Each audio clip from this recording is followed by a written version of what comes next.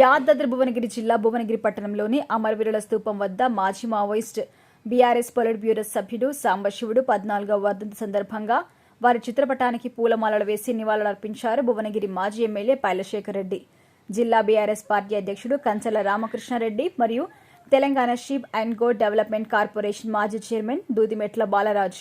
ఈ సందర్భంగా సాంబశివుడు కుటుంబ సభ్యులు మాట్లాడుతూ, సమాజానికి ఉపయోగపడే నాయకుడు, ప్రజా సమస్యలకై పోరాటం చేసే వ్యక్తిని కొంతమంది రాజకీయ నాయకుల వారి స్వలాభం కోసం వారిని హత్య చేయించడం దురదృష్టకరమని, వారు మరణించిన వారి ఆశయాలను పాటిస్తూ ప్రజా సమస్యలలో వారి గొంతు వినిపిస్తుంటారని వారు తెలిపారు. ఈ కార్యక్రమంలో సాంబశివుడి కుటుంబ సభ్యులు, భువనగిరి బీఆర్ఎస్ మండల పార్టీ మరియు టౌన్ పార్టీ అధ్యక్షులు, మాజీ చైర్మన్లు, మాజీ కౌన్సిలర్లు, బీఆర్ఎస్ పార్టీ గ్రామ శాఖ అధ్యక్షులు మరియు సీనియర్ నాయకులు, కార్యకర్తలు పాల్గొన్నారు.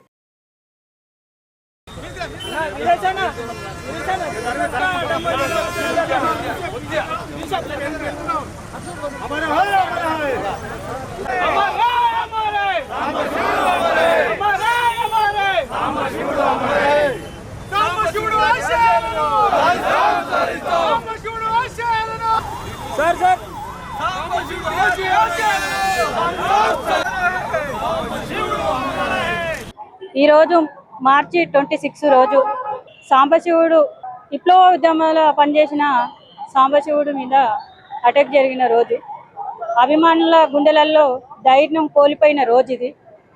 ప్రజల మనోభావాలు కోల్పోయిన రోజు ఈరోజు. నేను నా కుటుంబం కూడాను చెల్లచెదరైన రోజు ఇది. కానీ అలాంటి ఒక గొప్ప మనిషి, సమాజానికి ఉపయోగపడేటోడు, బలుగు బలగ వర్గాలకి ఉపయోగపడే వ్యక్తి ఈరోజు లేకపోవడం అనేది ఎంతో కాలం, ఎంతో మందికి ఆయన ఉండుంటే మేలు జరిగేది అనే దాంతో నేను అనుకుంటున్నాను. ఇంకా అన్యాయం ఎక్కడ జరిగితే న్యాయం కల్లా పోరాటం చేసే సాంబశివుడు మన మధ్యలో లేకపోవడం, మన అందరి అభిమానులని, ఒక గొప్ప వ్యక్తిని కోల్పోవడం జరిగింది.